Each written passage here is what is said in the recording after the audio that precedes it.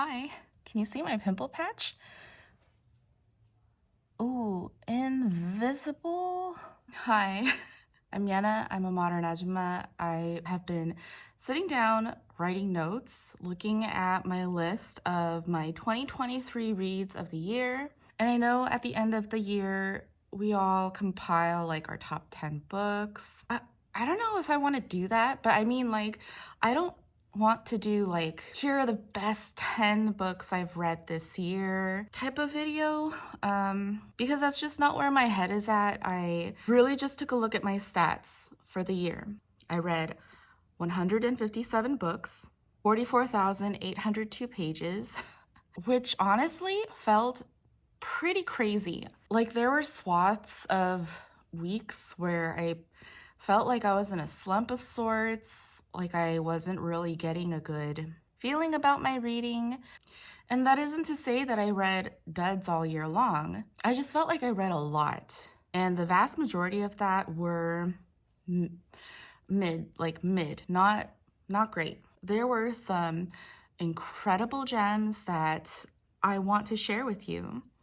But also, while I was compiling my list, my notes that I'm speaking of, while I was compiling this of my overall reading year thoughts, I started seeing a lot of correlations, like a lot of books that I really enjoyed that I also thought that this other book that I read in the year felt very similar. And then another book, George, stop. It is not time yet. Like, I thought of a great book that I read, but I also thought of a similar book that I found just as great, or like a little bit less great, but still like very noteworthy. In addition to another book that felt similar, but would probably be ranked like on my bottom, like my least favorites from the year. And so the more that I jotted down these titles, I came up with 20. I came up with 20 top books and 20 bottom books that all correlate together. So first of all, let's just start off with the stats. So we read 158 books. 107 of them came from the library. That is absolutely insane. I mean, good for the library. It is very true that in 2023, my library, or the library and Libby, featured as a very regular daily aspect of my life. That is very true. I read 74 on audiobook. That is also pretty insane.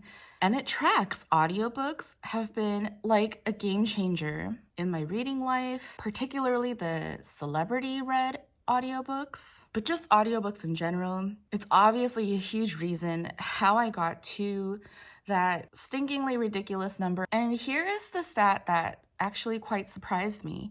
I felt like I reread a lot this year, but in actuality, there are only 34 books that I've reread, which, I mean, for me, when I think about it, it's not as much as I thought it would be. And there was kind of like in the back of my mind, I felt a little guilty about the rereads that I was doing because I should have allocated that space and time for like a new book. Ultimately, what I'm trying to get at is I read a lot. I read a fuck ton of books in 2023.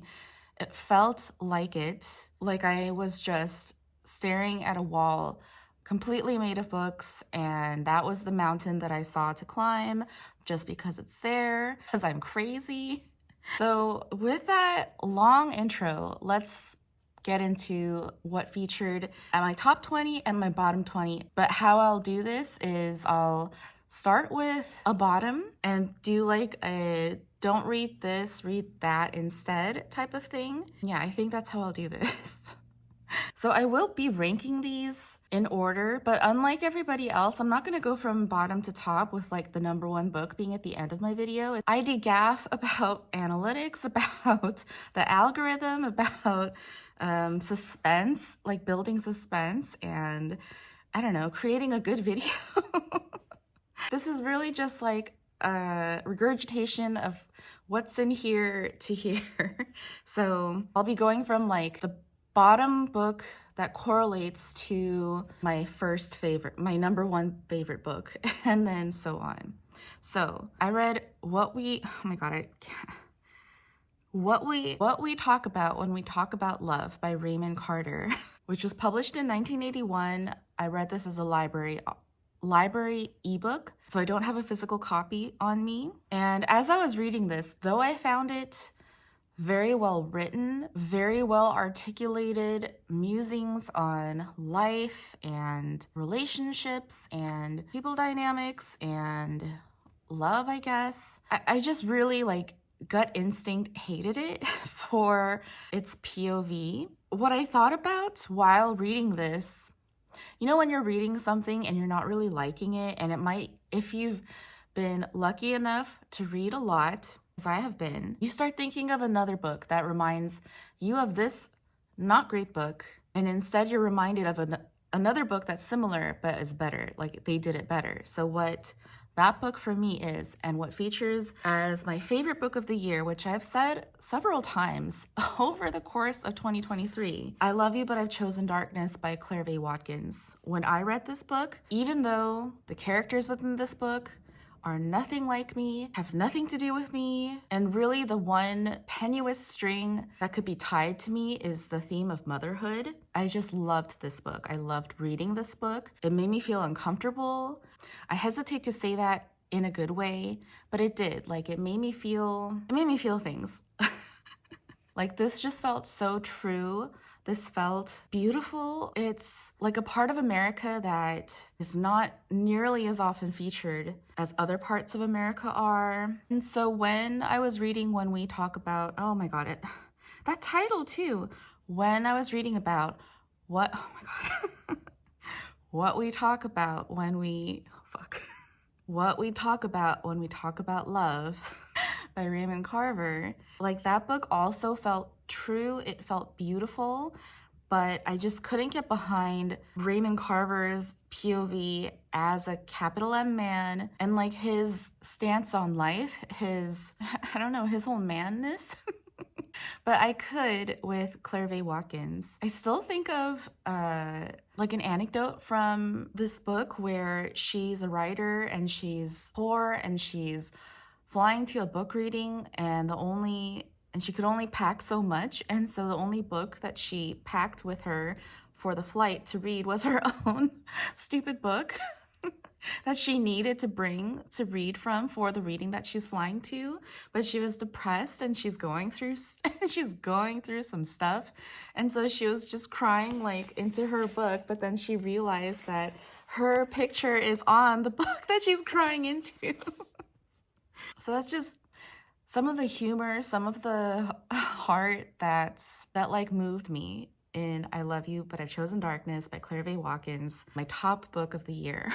I read The Disaster Tourist by Yoon Go-eun, which was published in 2020 as a library ebook.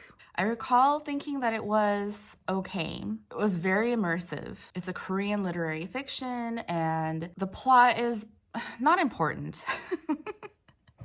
If you've been watching a lot of my videos, you will know that I don't really talk about the plot of the book because that's really not the point, at least for me, because my point of this channel is not to sell books to you. And I just really tell you the things that I thought and felt during the reading experience. And so my experience of The Disaster Tourist was that it felt very true of the South Korean working experience, which is to say that it felt horrible. The Korean working life is just a stupid amount of hours in your life, in your waking life, with an ungodly amount of pressure. So I do recall thinking it got that very right. However, I just didn't enjoy the reading experience. I don't think you're supposed to, but I'm trying to say that I just didn't like the book in general, even though parts of it felt very true. I felt like I was trying to grasp, latch onto the book, and it was like this, I wasn't able to. However, what did instead was my number 2 favorite book of the year, Whale by Kwan. Oh, the reading experience between Whale and The Disaster Tourist was night and day. With The Disaster Tourist, I was really just reading with kind of look on my face, while with Whale, I have an Instagram post are on this book, which is basically just slides of various states of me crying. This elicited snot-nosed tears, the biggest snort lulls, and it was such a roller coaster ride of a read. I love this book so much. This also felt very this is also a piece of Korean literature. It was, I don't remember what year that it was actually written. It's been like about 20 years, but I think it's been translated for the first time this year. I don't know the whole ins and outs of the why that came to be. However, I'm very grateful for it because I love this book. It is absolutely one of my favorite books of all time, definitely of this year. And this takes place in, I want to say like in the early to mid 20th century, but because it is South Korea and it was a very poverty-stricken country at the time, the date remains nebulous. There is a little bit of magical realism in this as well. So the time, the historic aspect feels not quite the point. However, it does feel very, very Korean. It captures the spirit of Korea very well, like the heart of Korea very well. And this was just an absolute favorite book of the year. I feel an absolute villain for doing this, but I read Middlemarch in 2023 by George Eliot, which was published in 1871, and I was bored by like everything about it. I did technically read this via a library audiobook, not this physical copy. But yeah, like when did I read this in? I want to say in August, which wasn't honestly that long ago. And just I couldn't really like nothing from Middlemarch like truly stuck within me, which is why this is in the bottom 20. And what I correlate Middlemarch with is War and Peace by Leo Tolstoy, published in 1869. I do feel like, when I was reading Middlemarch, I was thinking of War and Peace because I felt like War and Peace just did it better. And by it, I don't know, what am I talking about? Just classics in general. I don't really want to say that that's what it is. But like, for example, when Fred, I don't even remember their names, like Fred, I'm pretty sure that's his name.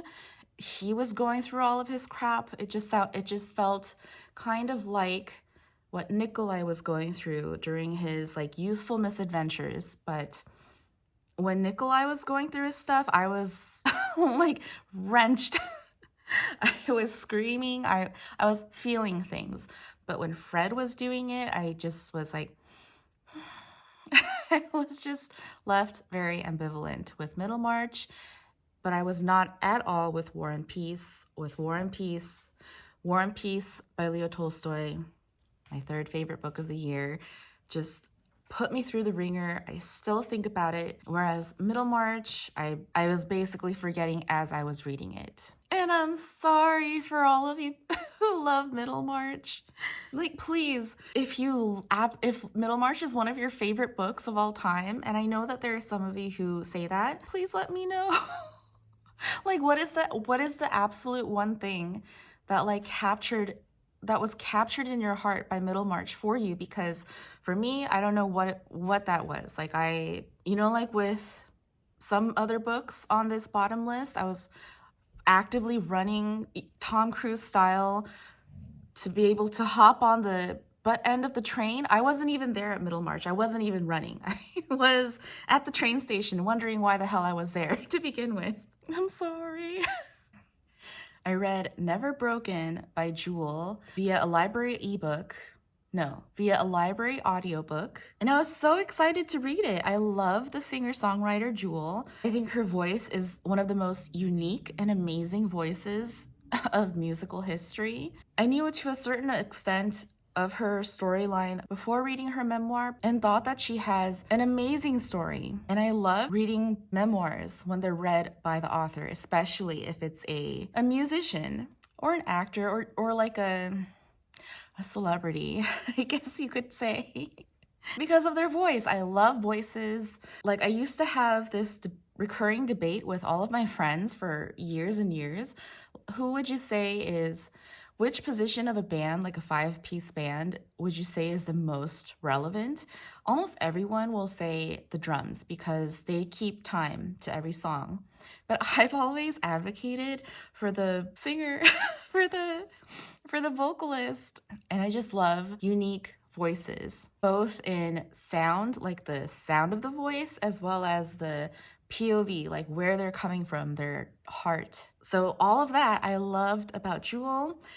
I had not high expectations for her memoir, but I, was eager to read it. And I just felt so disappointed during the read, after the read. It felt just so lackluster to me because Jewel is not just a singer-songwriter, she's also a poet. I mean, maybe that's a given since she is a songwriter, but she also wrote books of poetry, and usually poets write great books because they're just great writers to start off with.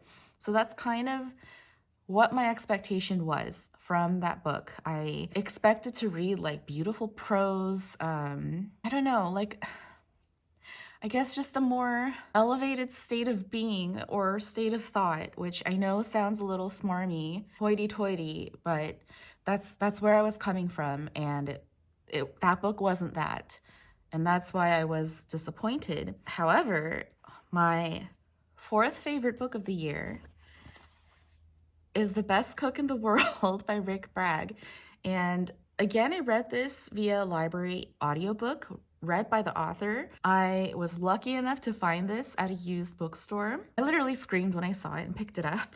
But basically what I was looking for in Jewel's memoir, I'm not trying to say that I wish that she sounded smarter or anything like that, or like, she sounded more educated.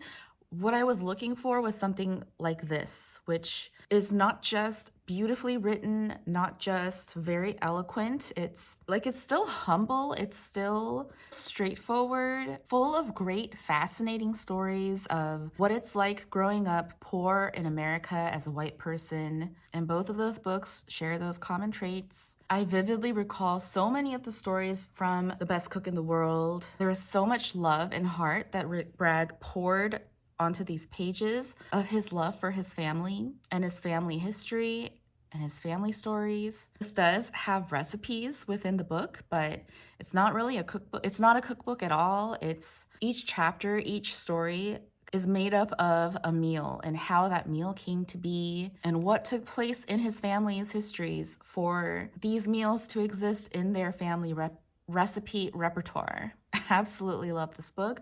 I also read from Bragg My Southern Journey and Where I Come From, also on library audiobooks, all read by the author. I fell head over heels for this writer. I love the way that he writes. I love his voice. I love his heart. There's still quite a few other Bragg books that I've yet to get to and that I can't wait to. I read Aesthetica by Ali Rowbottom, which was published in 2022, and I was really looking forward to that book.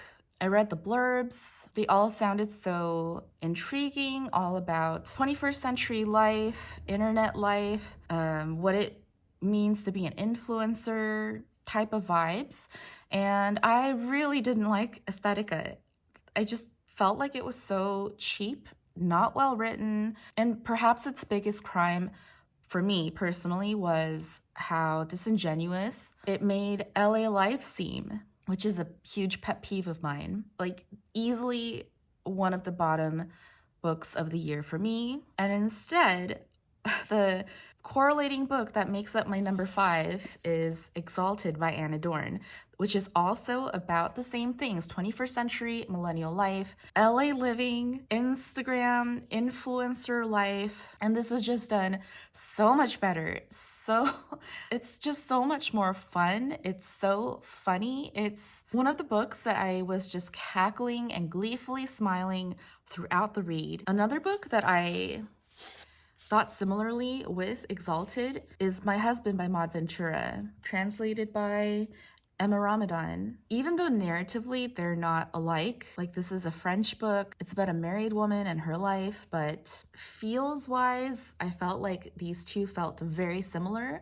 I enjoyed both equally, but in my list, I will put Exalted, and I'll just add as an asterisk my husband. But I loved Exalted so much. Like, not only was this fun, it also made me think about those tropes, about those topics, and how it is to branch off from your family expectations and make a life of your own, pursuing what you want, trying to make it in a big city, making some bad choices along the way. And both Aesthetica and Exalted also feature some very unlikable protagonists, but I loved to I love to dislike the protagonists of Exalted. So I read Have I Told You This Already by Lauren Graham, which is a celebrity memoir of the actress. I thought it was fine. I didn't think that it was terrible. I didn't think it was great. For the most part, a lot of my bottom books of the year on my list actually got like 3 stars because they were neither here nor there. And that's not necessarily how I rank a book, how I rate a book, how I think about 3 stars or whatever. It's just, at the time I liked it fine, but it wasn't great, it wasn't bad. And then upon reflection at the end of the year, it's just which books stood out that I wished could have been better or just absolutely hated. And that's what these are. And that's how I feel about the Lauren Graham book. I thought that it was a nice reflection of the aughts, living as a B-list celebrity during the aughts and hearing about her work ethic. Again, like, I was neither here nor there about it. Like, I didn't feel that much about it during the read. I read it as a library audiobook read by the author, and what I just found so much better was Trevor Noah's Born a Crime, which I just read in December. It is absolutely not recency bias at all. Within moments of starting this book, I knew that this is going to be great, and it was. It didn't let me down at all. I was riveted by every single story, every chapter, and the clever things that he did within each story. Like, they were all personal stories, but he also made them about something bigger, about the system at large, about the systems at large. And so because of that, I immediately thought of Cast by Isabel Wilkerson, which I also read in 2023 and absolutely love. Like, these both were 5-star books for me. This was literally like brain changing. Like, it reshaped the way that I thought about things. This was also kind of a like personal experiences as a nonfiction topic, which is the caste system found in many societies, namely the Indian society, but how you can correlate that system into any society, such as the American society. And though we don't have a caste by name, we definitely do by statistical evidence. So I highly recommend both of these. I love both of these. However, I will say that Born a Crime is my number 6 favorite book of the year. You could read this as a celebrity memoir. You could read this as just a surface level, fun book. And you can also read this as a very well done, smartly written thoughts on humanity and society. I read as a library book Dita Blair, Food, Flowers, Fantasy by Dita Blair. It's also I guess you would call it a memoir / coffee table art book on the socialite and philanthropist Dita Blair, which was beautiful. However, again, I just felt super ambivalent about it. I didn't really have an expectation of it. Going in, I literally was influenced by Sofia Coppola to read the book because she promoted it on her Instagram. And while it was very stylish, it spoke on New York life, what it's like to be rich and white living in New York City. It just didn't do anything for me. But the the book that has all those things is Fleishman is in Trouble by Taffy Brodesser-Akner, which was published in 2019, my 7th favorite book of the year. And again, I've heard about this, like, honestly, not gonna lie, I first saw this book when, what was her name again? Seema was reading this at a bar while waiting for Carrie to show up. And I was just really intrigued by the cover of the book. So I Googled it. People were saying how ironic and how great the writers are for putting in such Easter eggs into the series and just like that. And that's what made me want to read this book. And so that's to say I had zero expectations going in. You know, it was a very surface level reason for my motivation to read this book. But when I did, I was so surprised at how good this book is, at how good the writing is, at the observations that it makes on what it means to be white and rich and living in New York City.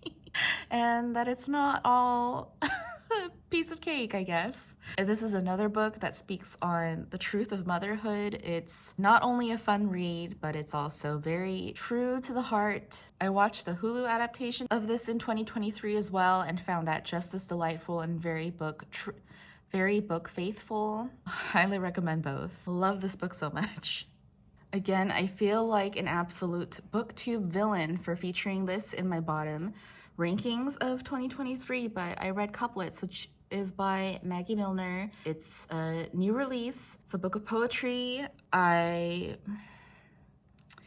again, kind of bought this, not just for the hype, but for the cover. Like, what a cute cover. And I believe that this was a February release. Yes, and so it's kind of marketed as like a Valentine's Day read, as like a love story read, and I don't know if it's just me not getting it, but again, it was an ambivalent read for me. Like, it didn't elicit any like raw emotions. And so again, these are not to say, I mean, maybe some, like Aesthetica, I'm just gonna say that was a shit-ass bad book. But like, for the most part, a lot of these books, I'm not saying that they're bad books. It's really just, they're not for me. They didn't do anything for me. And that's fine, not a problem. As always, these are opinions, right? So for me, Couplets just didn't do it for me, especially when it's like marketed as a love story. So what I thought of instead is the Live, Laugh, Love. No, the Eat, Pray, Love lady, Elizabeth Gilbert's The Signature of All Things, which was published back in 2013. I love this book. I was so amazed by her writing. I loved the story. This also featured maybe my favorite sex scene of the books that I read in 2023, featuring was it a broom closet? And this is my first Elizabeth Gilbert book that I've read. I went immediately to this book after Audrey Approve's very high recommendation, and I'm so glad that I did. I think she might have said that this was one of her top favorite fiction books of like the year that she read this. And similarly, she also mentioned, for sure, I recall, that The Summer That Melted Everything by Tiffany McDaniel was another favorite book. And I think of those two books together, not just because Audrey recommended both, but because both of those books are love stories. Like, not just love stories, but they're actually both epic stories in very different ways. And not just like romantic love, but love of all kinds. Love for your family, romantic love, self-love, that are written so beautifully, so heart-achingly, heart-wrenchingly, heartfully. Like, they both had so much heart. They both captured my heart. I love both of them equally, but I have The Signature of All Things, and I can embrace this much more easily because The Summer That Melted Everything, like, it just shattered my heart. It did not patch it back up at all. And it hurts more to love that one. And it's easier to love this one. I love both of them. My 8th favorite book of the year. I'm so brave ranking these books, don't you think? In 2023, I read a couple Alan Bennett books. I read The Shielding of Mrs. Forbes and The Uncommon Reader, that one via library ebook. And I found both to be well written, to be very fun and funny and cozy, and the general purpose of his books to make the reader feel good about themselves. However, I just really didn't like Alan Bennett, like his whole POV, where he's coming from, his attitude. And I know that he's the writer of the History Boys, like he's a playwright, not a novelist, and that's like his true claim to fame, I guess. That's the sound of my dog eating, by the way, if you can hear that. And this book came out in 2019, and The Uncommon Reader came out in 2007. The History Boys came out in 2004. I do think that The Uncommon Reader is worse than The Shielding of Mrs. Forbes, but not by much. And I'm just gonna say that The Uncommon Reader is the worst. So I don't have good, I mean, I remember watching the film The History Boys when it came out and like really liking it a lot. But I have a feeling because of the trajectory of time, usually people either get smarter / woker or what have you, the more recent in times that we are. But yeah, I really dislike Alan Bennett. And the writer and book that correlates to this is coming in at my number 9 favorite books of the year, Romantic Comedy by Curtis Sittenfeld, because I also found Curtis Sittenfeld to be very fun, very funny, very well written, very cozy. All of her books are meant to make the reader feel good. Maybe not necessarily feel good about themselves like Alan Bennett's purpose, but well, maybe they both do that. But I just agree with Curtis Sittenfeld so much more. I agree with her so much more. I agree with her personal politics so much more. And she really became the dark horse writer of the year for me. I saw Romantic Comedy at my Costco being sold. And I was really intrigued by the cover. Like, it's like couplets, but I like this a little bit more. Like, it looks a little more fun, more dynamic, but you can obviously tell that they're both very similar. And there's a reason why. Like, this is a romantic comedy. And it is also very cozy and very fun and funny and full of heart and makes you feel good inside. And so I read this in May and was so captivated by Curtis Sittenfeld that I spent the rest of the year reading all of her backlist, mostly via library audiobook, which has been so fun. And I do think that Prep and American Wife are better books than Romantic Comedy, but because this was my personal gateway Curtis Sittenfeld, I feel like I have to put this as in my top faves of the year. I've also been seeing Romantic Comedy in a lot of other booktubers, both top and bottom lists, and I totally get that. She's not for everybody.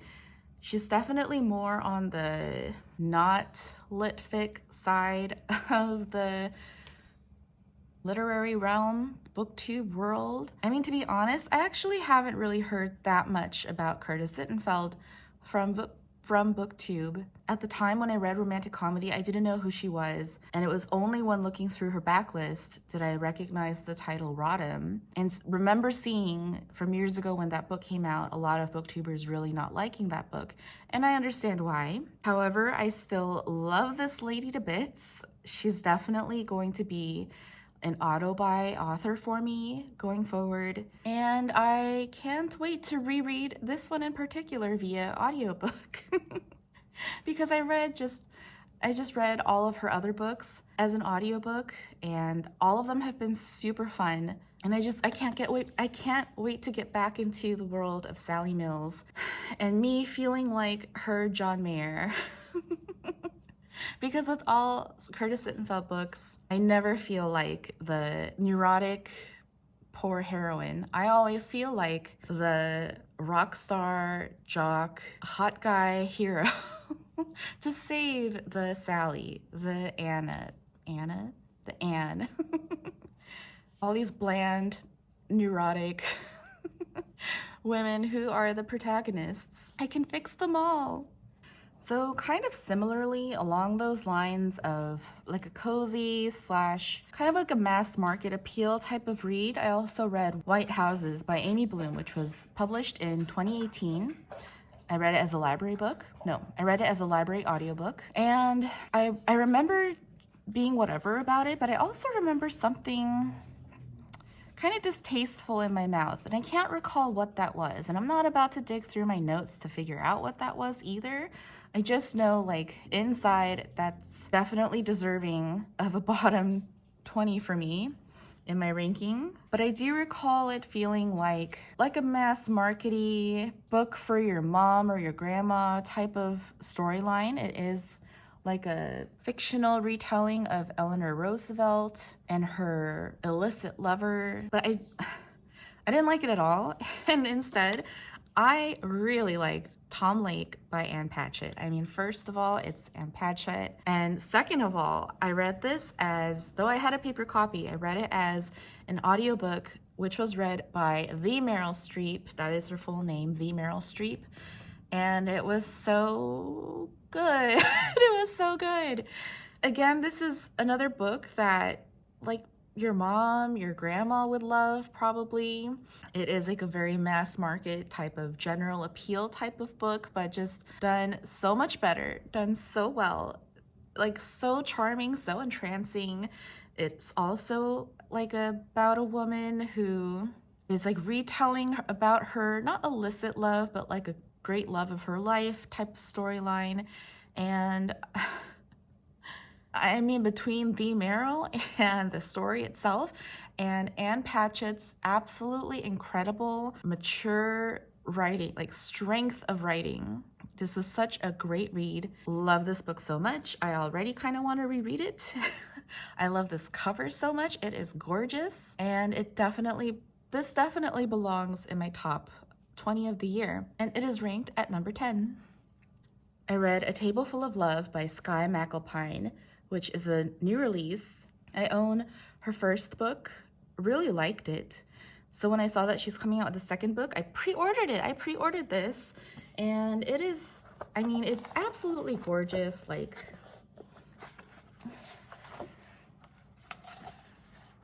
it is absolute tablescape porn.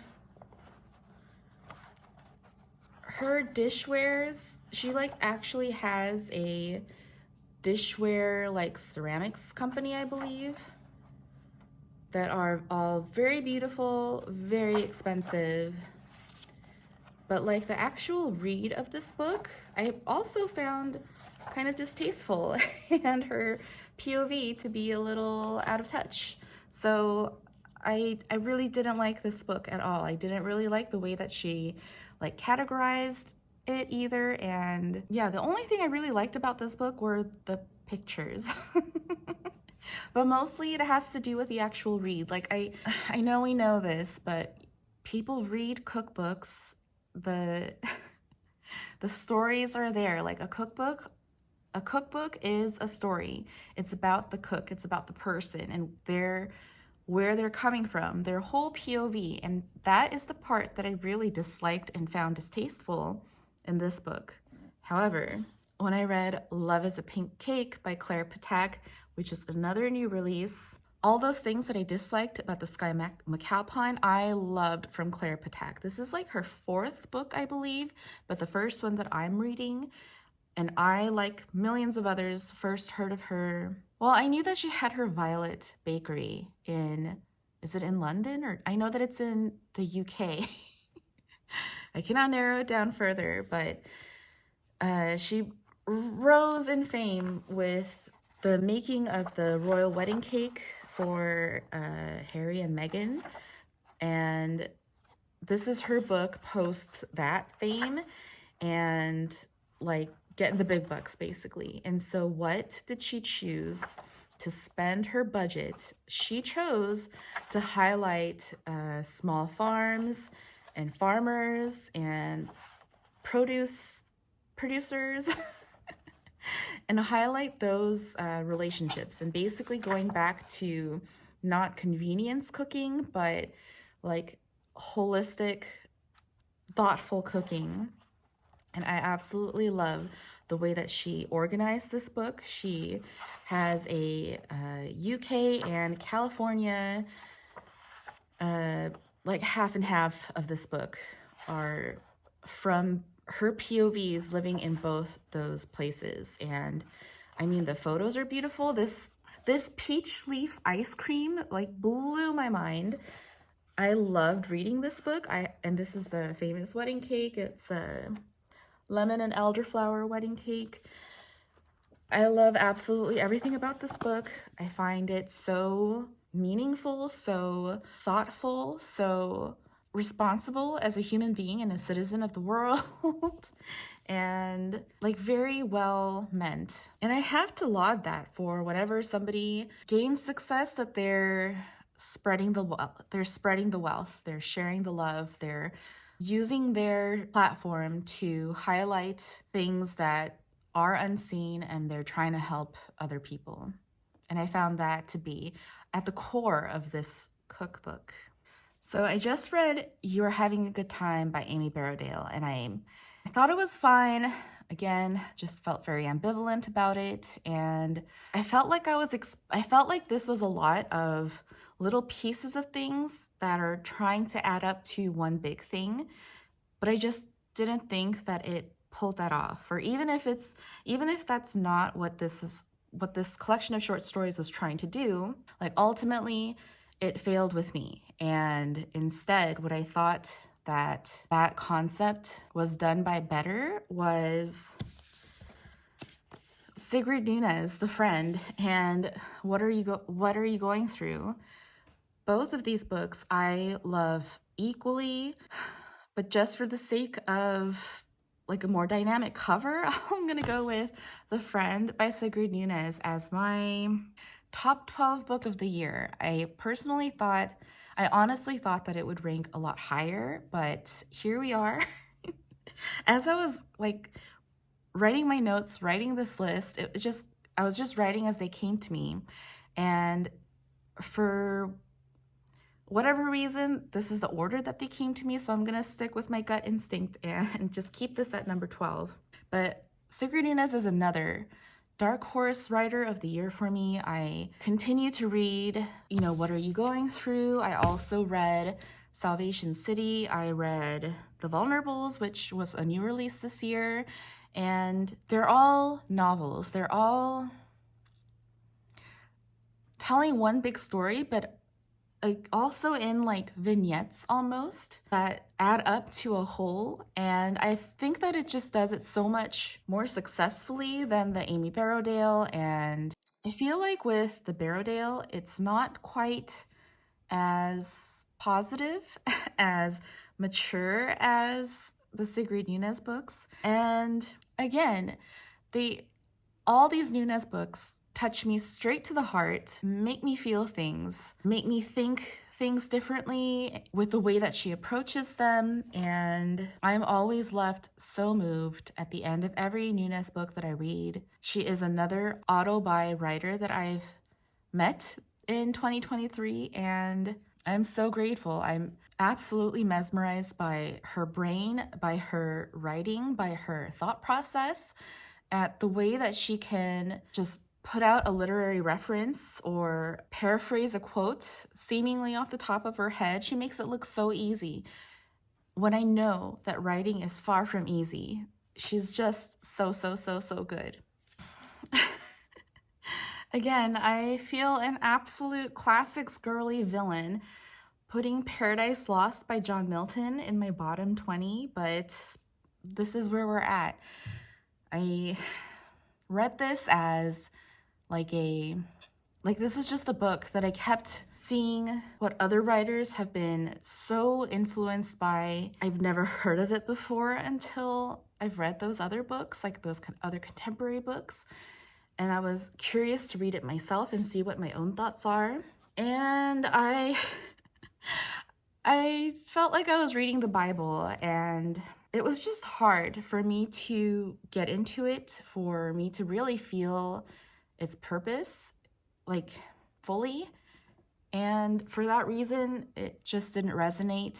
I'm much more influenced by the contemporary books that this book has influenced instead. And the comparison that I have that is just so much better, that resonated with me so much more, is The Lord of the Rings by J.R.R. Tolkien. I've still yet to read The Return of the King. However, I already know that I love Tolkien's writing, and I have listened to this book completely on audio, read by Andy Serkis, and just the way that the lines that other writers, such as Tiffany McDaniel for The Summer That Melted Everything, like that book is almost directly influenced by Paradise Lost, it seems. And I like, if I were to write a book such as that, I would be having epigraphs and just constantly referencing lines from The Lord of the Rings. There's so many good lines. There are so many beautiful, wonderful, just snot-nosed, tear-jerking moments and scenes that, even though I've watched these movies so many times over the past many years, still hits as hard as the first time. And that is just one of the most powerful compliments that I could possibly think to give for any book. I mean, they're both epics. They're both about life and death and the way you choose to move about in the world. And this one just did it way more for me. I highly recommend The Lord of the Rings. Very original take. I read The World Keeps Ending and the World Goes On, right? Right. By Franny Choi, which was published in 2022. I read it as a library ebook, and again, it just didn't do it for me. I think it was a little bit more than it being neither good nor bad. I think Ben from Benjamin's Journal was laughing at me saying that it was refreshingly bad. I don't remember what that was about. I must have said it.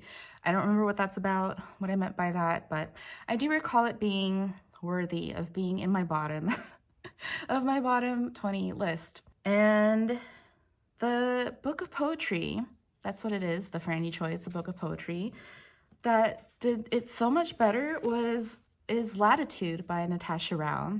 There are still lines from this book of poetry. It's very slim. I believe this won an award. Yeah, I believe this won some sort of award. Maybe that's how I found out about it, but I read this. I loved it. I loved the whole POV of where Rao was coming from, which I didn't really at all with the Franny Choi. And the skirt of a cupcake line. I'm no poet, but I still think of this book and lines from this book and stories from this book of poetry much in the same way that I also think of the book of poetry by Charles Heathcote, Shepherd's Delight, which came out in 2023. The Latitudes came out in 2021. And poetry is alive and well. I want you all to know that. I really recommend both of these. Both of them feel so much true to where the writer is coming from. Their POVs are so good. I wholeheartedly recommend. However, I do think that the Rao is my, where are we? Number 14. But I do really like Shepherd's Delight. And I also still think of lines and stories from this as well.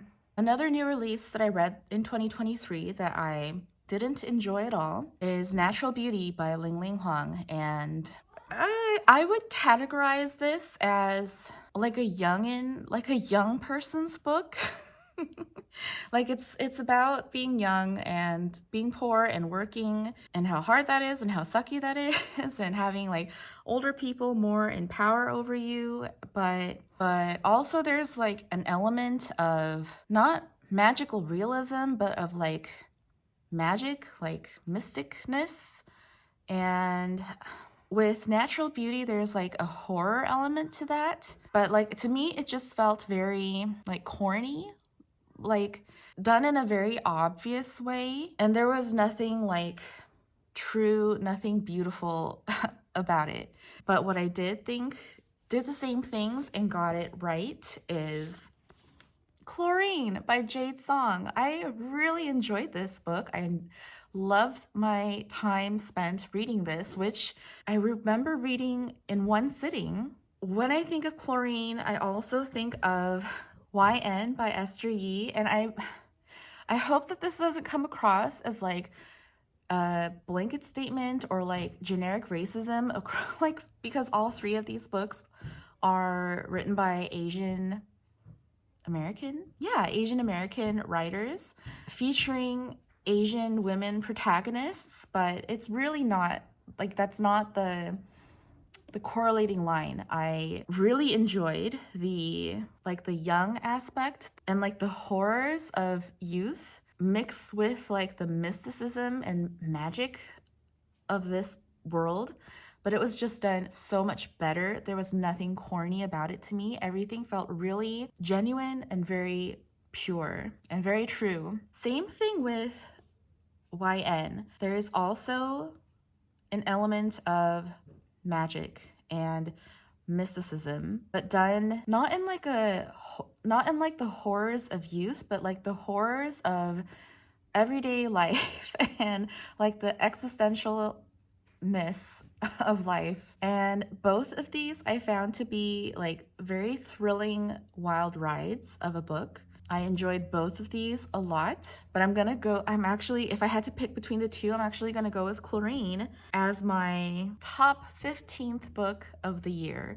If you haven't read Chlorine yet, I really recommend doing so. This is another like very quick, like sharp read, very immersive. It's set in a high school.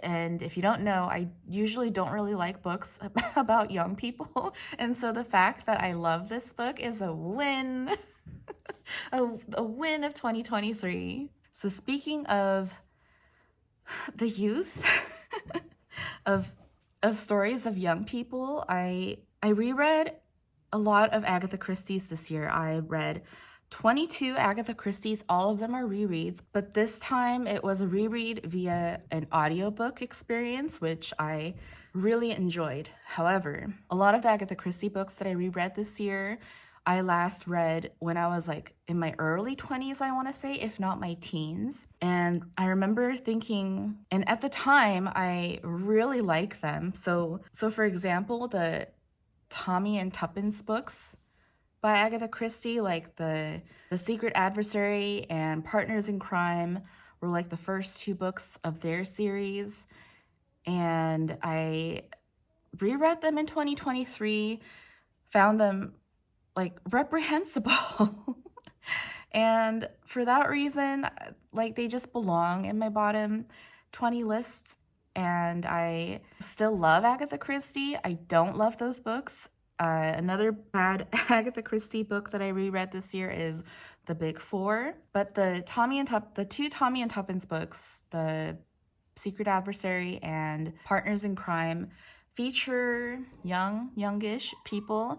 I believe the Secret Adversary is when they're in their early 20s, maybe like 20, and Partners in Crime is when they're like 30. But regardless, those Agatha Christie's are in my bottom. But another book that feature young people, and this is really has nothing to do with Agatha Christie really, but this is my top 16 book of the year, True Biz by Sarah Novich. I read as a library audiobook, but I've since found a used copy of it and gleefully bought it. Oh, it's even an ARC that you're not even allowed to sell, but I purchased anyway.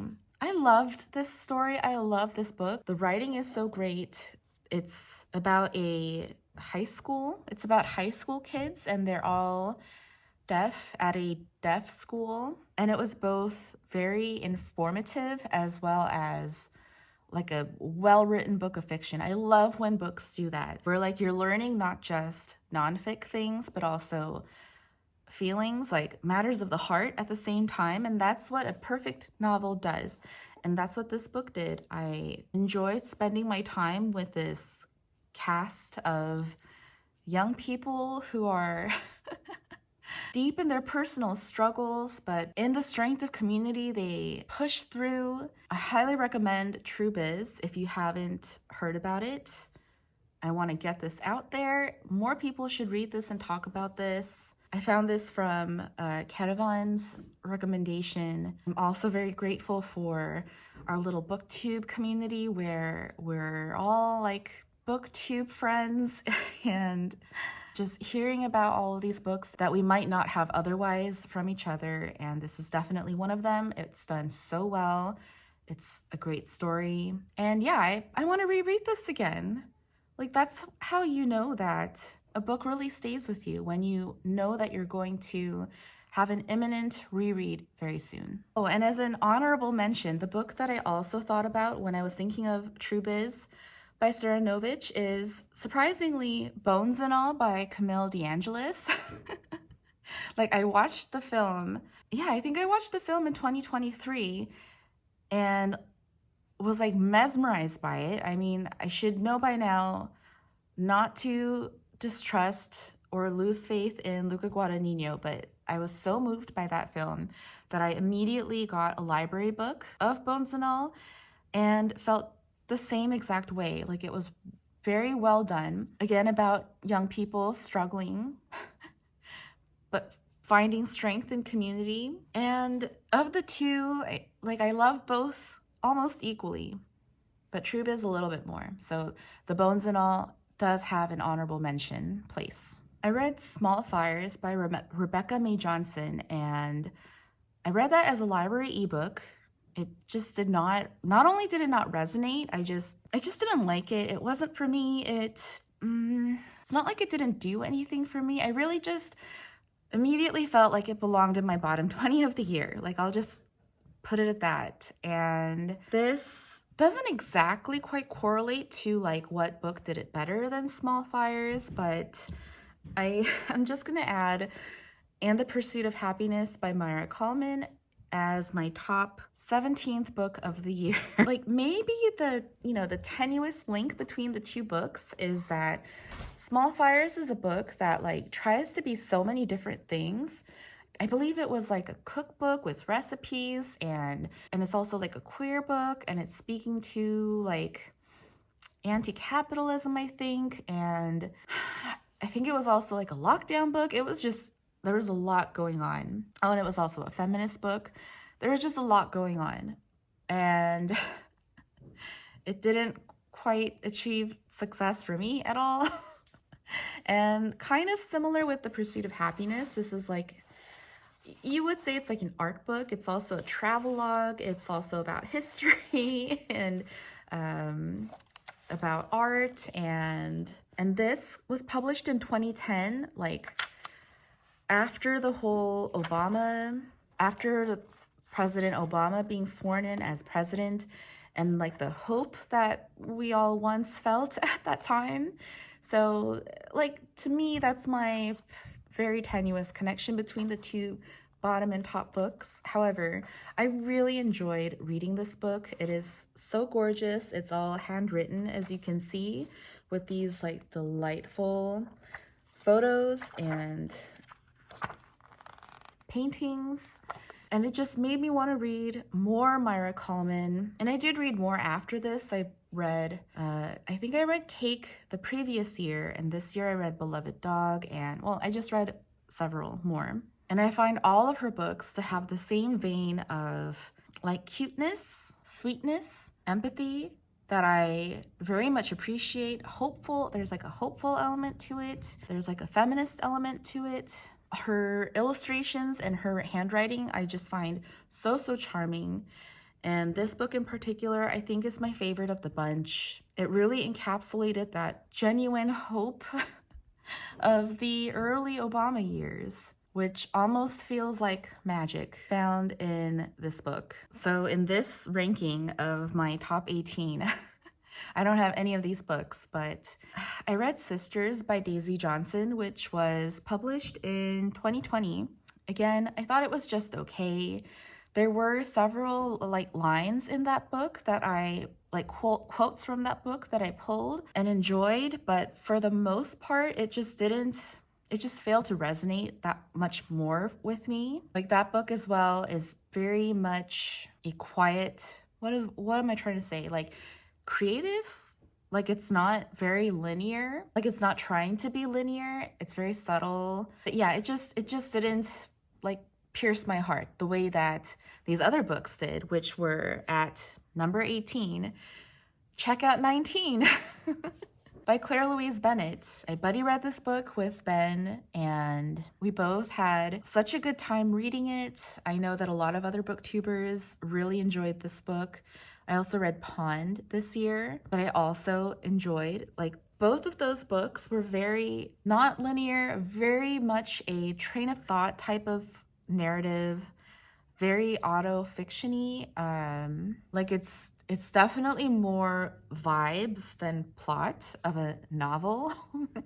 And both of those books are categorized as a novel. And it just left me feeling like moved, and I was very impressed overall by Claire Louise Bennett, like very much so, to the point where I was YouTubing interviews of Claire Louise Bennett did for her books, and I just found her personality so like funny without meaning to be, so charming, and in like a very no nonsense kind of way. And similarly, I also want to add as like the honorable mention in this category, Recollections of My Non-Existence by Rebecca Solnit, which was published in 2020. And it's not that the Rebecca Solnit book is doing the same thing as the Claire Louise Bennett, but both CLB and Solnit are very like feminist forward, vibes forward, thoughts forward, and what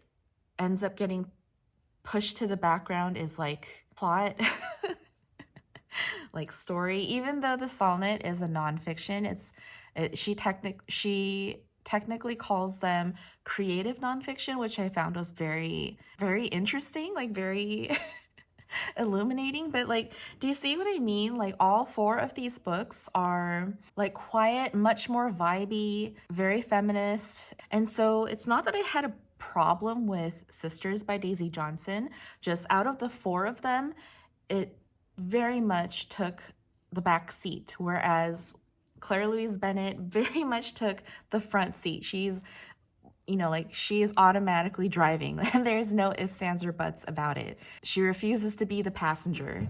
She is definitely taking the wheel, and I very much want her to. I was really hoping, I think by the time that I read Check Out 19, I made like a resolution to myself, and this, I don't even remember what month this was, but I made a resolution to myself where like I need to stop purchasing books. I'm getting so much from the library, and if I'm going to acquire a new physical book in my collection, they're gonna be coming from like used bookstores, independent bookstores, etc. And I just haven't found a copy of Check Out 19 in this way, like in the copy that I wanted it, because there are several different covers that I wanted it in, because there are several different covers for this book. And the library copy that I got, I just personally like best out of the bunch, and it's like what my brain associates with this book. So that is the book that the specific edition of Check Out 19 that I'm looking for.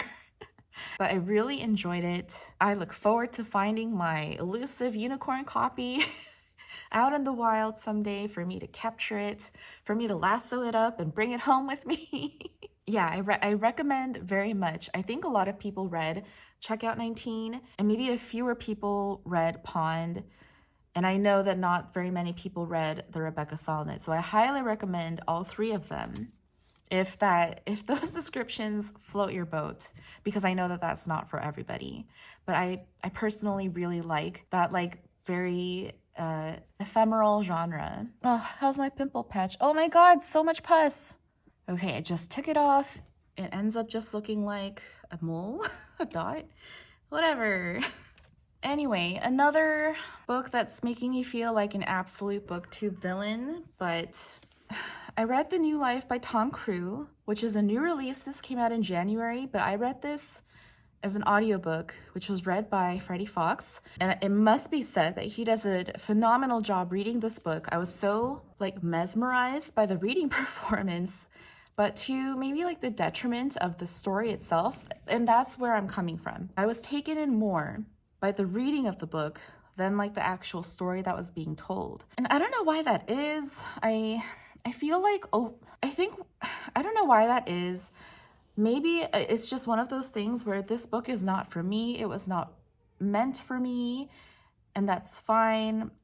And I just felt like I was missing something with this.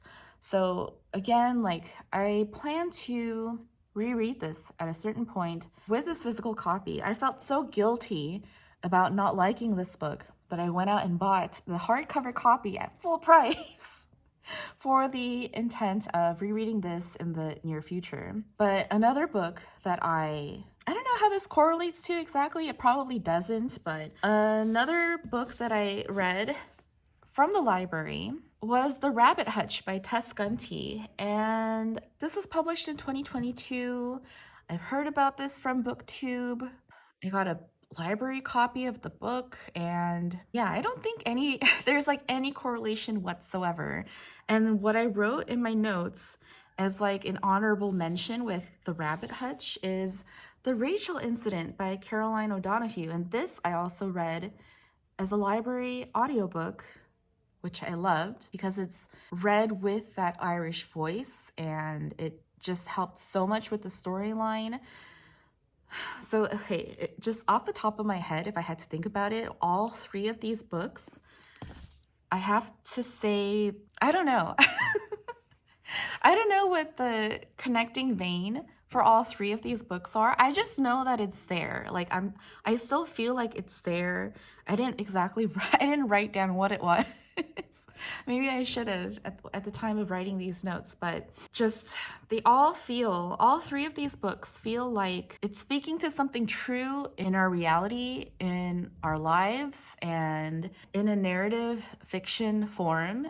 And like I have to say that the writing for all three of these books are great, but I just personally loved these two so much more. I want to say I like these two equally, but my instinct tells me that I'm putting this at my top 19th book of the year, but I do still highly recommend The Rachel Incident. So I finally read The Kite Runner by Khaled Hosseini, and I think if you saw my wrap up for this book, you saw how like frustrated I was by this.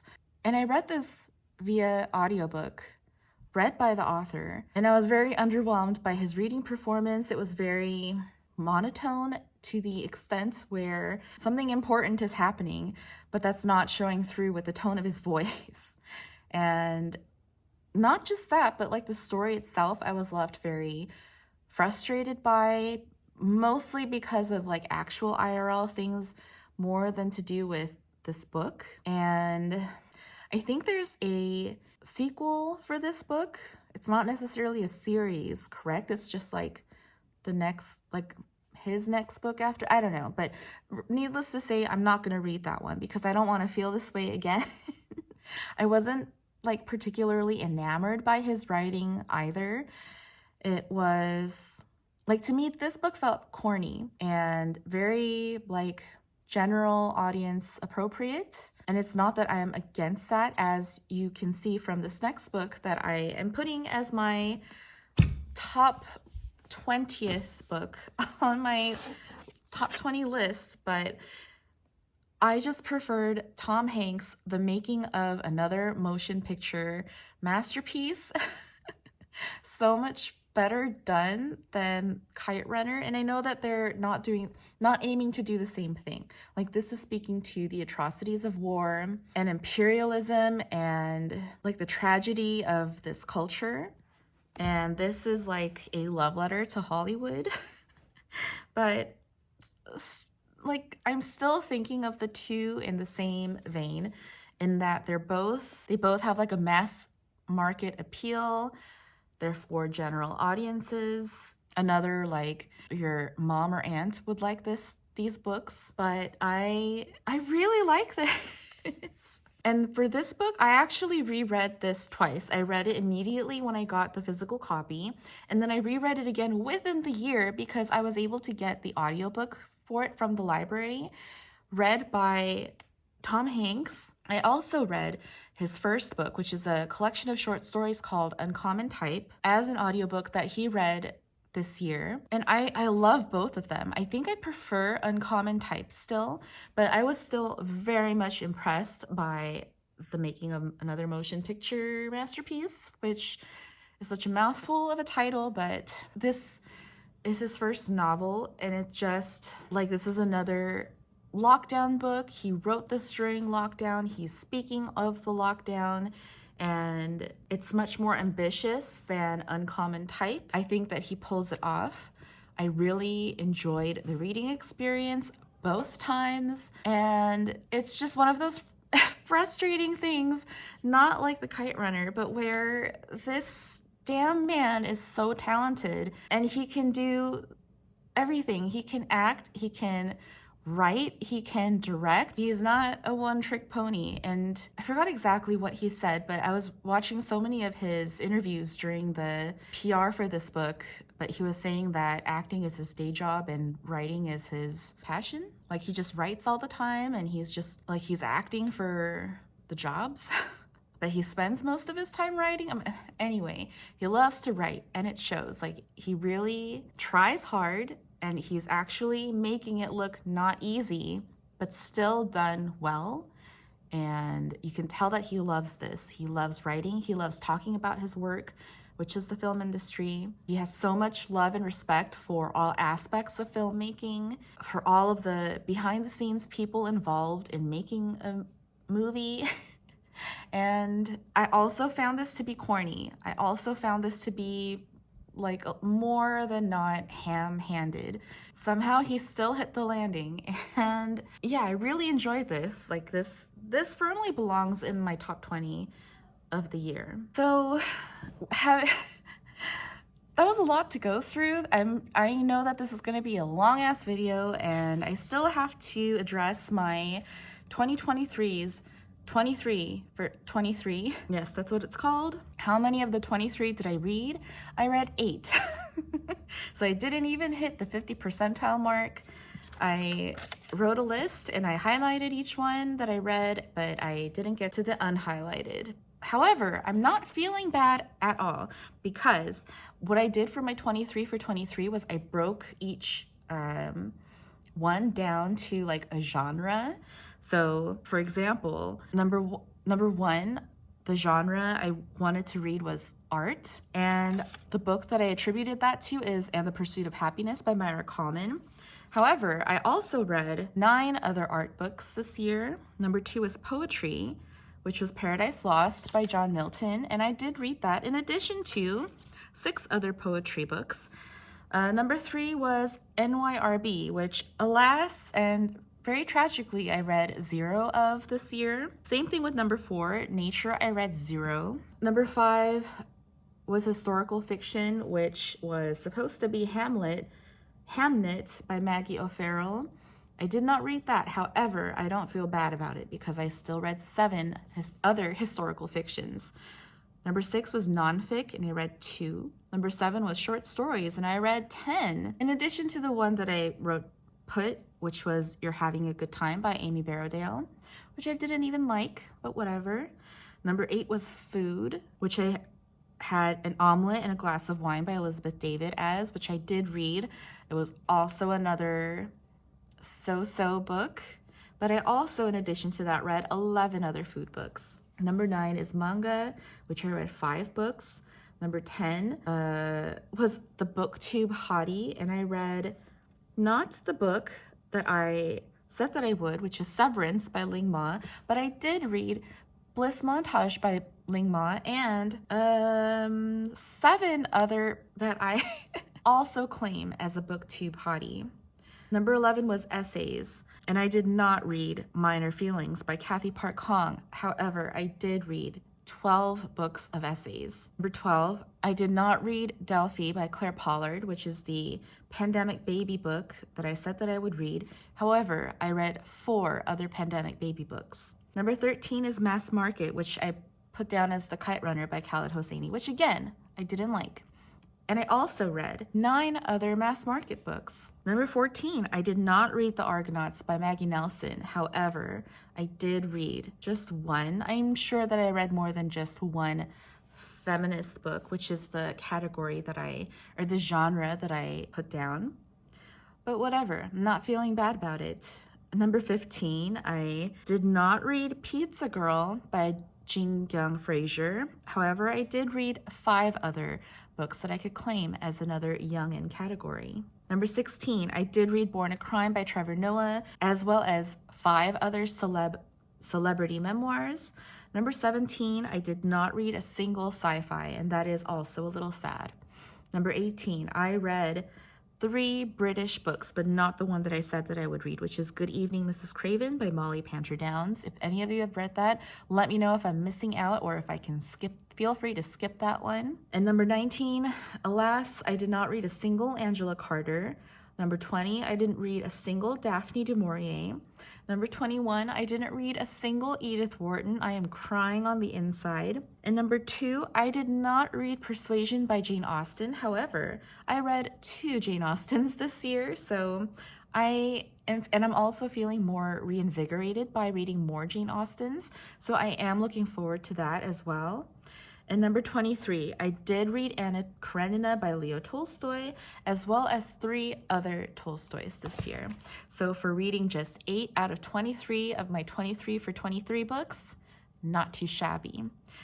So that was a lot. That was a lot of stats. That was a lot of books. That was a lot of words in this year in review video. And I just want to say thank you so much for, first of all, watching this long-ass video and watching all of my other long-ass wrap-up videos and just hanging out with me whenever I'm finding the time to make and upload these videos whenever I can, and being so patient and nice and like respectful and just being great. You're all great and I love you all. And truly, BookTube has been a delightful, surprising aspect to my life. Like finding more booktubers and just talking to everybody in the comments has been so fun and so wonderful. I appreciate it all. I'm looking forward to 2024's year of reading and seeing all of your guys' reading years and videos. And I've been loving watching everyone else's like top 2023 books videos as well. Like I'm very much watching other people's booktubes. I may not comment on every single video that I watch, but I'm there.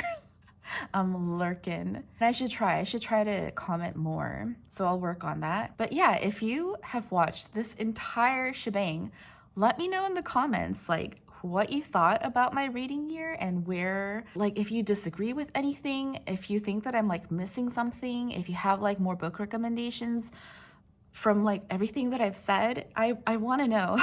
Thank you so much for watching. I hope all of your 2024 reading years will go great, will be meaningful, will be impactful, will be memorable. Thanks for watching. See you very soon.